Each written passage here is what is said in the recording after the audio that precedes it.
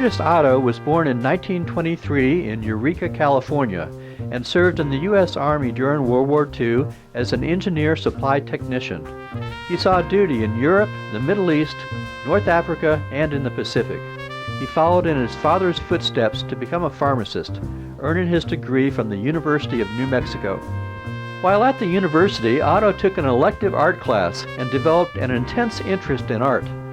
After working as a pharmacist in Eureka and Willow Creek for nearly 2 decades, he studied for a few months at the Art Students League in New York, where earlier Thomas Hart Benton had been a teacher and Jackson Pollock a student. In the 70s, Otto changed careers and became a full-time painter.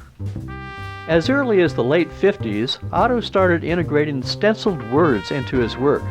Although typography had appeared in fine art as early as the 1920s in the work of artists like Charles Demuth, it wasn't common in the U.S. until pop art became an established style in the early 60s. Otto said, "It's a different visual experience. Instead of leaving it to the viewer to contemplate, you're completing the statement with the word." The inclusion of text is one of the signature aspects of an Otto oil. His son Jason said that his father's earlier work was impressionistic, with smaller, lighter brushstrokes. He added that his father liked geometry. Otto used unusual perspectives and angled views, and sometimes cubist-like fractured space. Rick Skogsberg of Rochester, Vermont, said of this piece, "That's where the success is, 2 perspectives juxtaposed extremely abstractly." Of this seascape, Clyde Willis of Lake City, Florida said, "It seems a conversation, a loud one, heating up as they lean into it, the sky aflame with dissension." Skogsberg added, "The brushwork in the mid-sky has great volume. The tree is fantastic, evoking the same power over the rocks as the sorcerer over the brooms in Disney's Fantasia."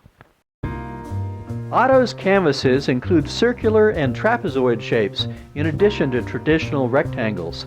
He also liked to composite paintings into groups. The art communities of 2 cities claim Otto as their own. Since the late 70s, Otto lived alternately, 2 weeks at a time, in both Eureka and in Grants Pass, Oregon. In the spring of 2016, the Grants Pass Museum of Art exhibited a retrospective of Otto's work with 80 paintings, curated by Tommy Drake, a longtime friend and past chair of the art department at Rogue Community College. It was a dazzling display of art, a cacophony of color and shapes, hung in Otto's favorite way, salon style, wall-to-wall and floor-to-ceiling. Hyla Lipson, the museum's executive director, said her first impression of the show was of wild color, mayhem, chaos, and in contrast, lovely and thoughtfully serene scenes. Otto's style was unique.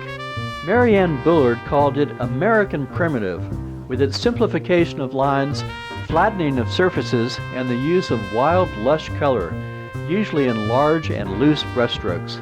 It's related to the work of the early 1900 Fauvists Henri Matisse and André Derain, while the technique is reminiscent of the Expressionists. Otto loved the lush and viscous medium of oils and said, "The messy medium is best for my art." Otto didn't paint on an easel. Instead, he painted standing up, with his canvas placed on the floor. He liked to work from life, whether his subject was a bridge, a house, a still life, or a model. His depiction of the female form was sometimes controversial, with its exaggerated curves, volumes, and focus. In this, his figures are similar to the full-bodied figures of Robert Crumb, who created Mr. Natural, Fritz the Cat, and the Keep On Truckin' series in the 1960s. At its best, art provides a lens through which we can see the world differently. Otto's work was consistently successful in revealing a unique vision touched with essential beauty, truth, and humor.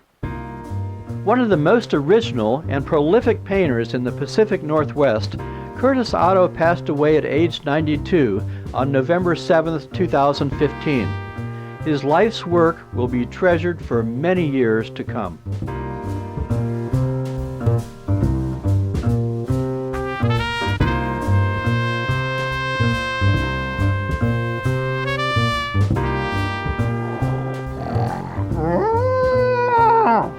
mandible.